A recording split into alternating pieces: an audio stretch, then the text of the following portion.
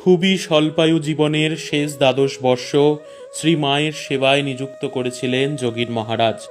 বেলুড় মঠ প্রতিষ্ঠার মাত্র কিছুকাল বাদেই তাঁর শরীর ভেঙে পড়ে।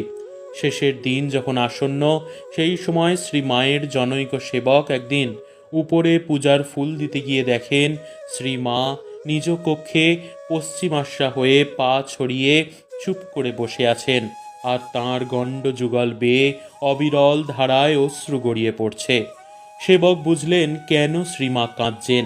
নিজ ক্ষুদ্র বুদ্ধি অনুসারে তাই তিনি তাকে প্রবোধ দিতে চেষ্টা করলেন। শ্রীমায়ের কাছ থেকে কোনো উত্তর শোনা গেল না। কিছুক্ষণ পরে অধীরভাবে সেবককে প্রশ্ন করলেন, আমার ছেলে যোগেনের কি হবে বাবা? সেবক উত্তর দিলেন, ভাবছেন কেন মা, সেরে যাবেন বই কি। কিন্তু মা বললেন, আমি যে দেখেছি বাবা, ভোরবেলা দেখলুম